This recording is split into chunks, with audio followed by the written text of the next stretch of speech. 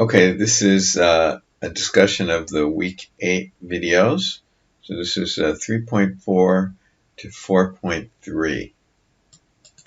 Okay, so this first question seems to have to do with a J48 tree, and we look at the nodes, and so what are the names of the branches? So I think at this point you know the answer to this, but those are the different variables, the different values for the particular variable which the node pertains to.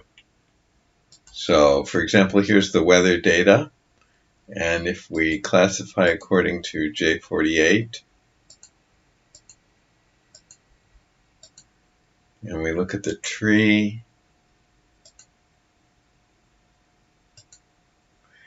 so we're talking about these branches here. So for Outlook, it's these are the different possible values for the Outlook variable.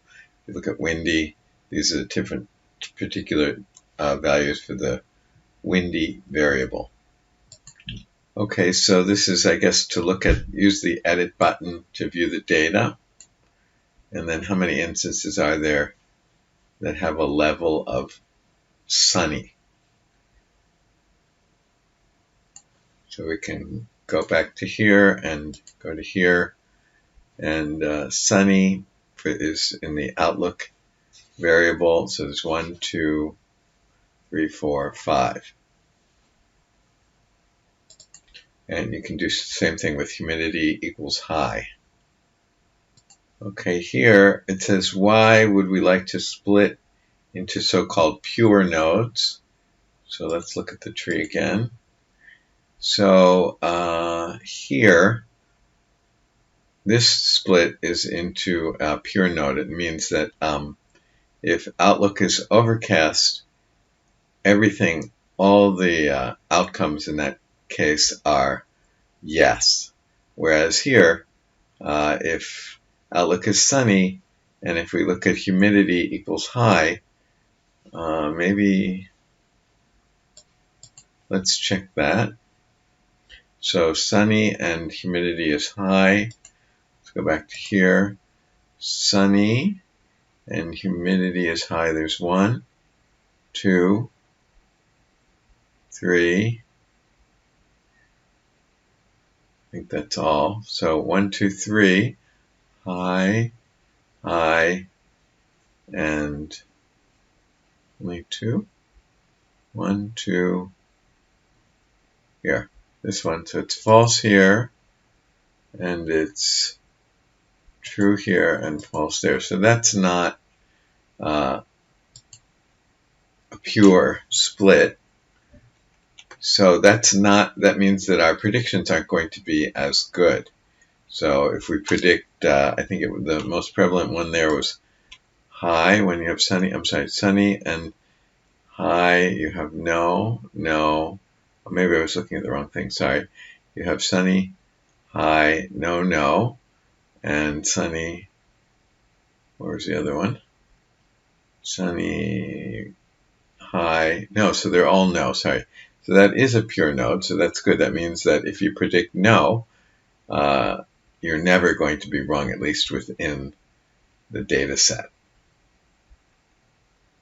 So sometimes you'll get this pure result at the end, and that's preferable, because that means basically you have no errors in your prediction, at least within the data set. Okay, rote learning just means learning without any understanding. So basically rote learning is not what we're after. We'd like to have some insight into why we get certain rules. Okay, here's a math question. What's the distance between the point 1, 1 and 2, 2? So we have these 2 points, 1, 1 and 2, 2. We want to know the distance from here to there. So we just used, sorry about that drawing, but I guess we want distance from here to here. So we just use the Pythagorean theorem, which says that the distance from this distance is going to be the square root of, well, you know what the Pythagorean theorem says. So so in this case, this length is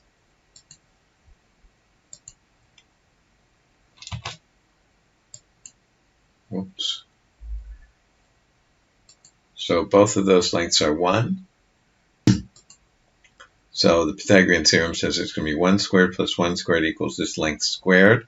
So that's 1 squared plus 1 squared is 2. So this length squared is 2. So this length is the square root of 2. So that's the answer here. And then the Manhattan distance is a different way of measuring distance. So, if suppose you're at this street in a big city, at this position in a big city, and you want to walk here, and you can't walk diagonally probably, so you have to walk this way and this way. So the distance from here to here we just said it's the square root of 2, which is about 1.4.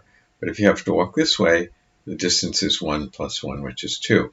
And that's called the Manhattan distance. So if you have this point and this point, and you want to know the Manhattan distance between the 2 points, it's 2.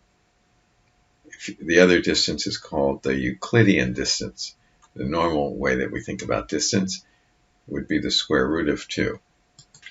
Okay, that's the end of the questions in week 8.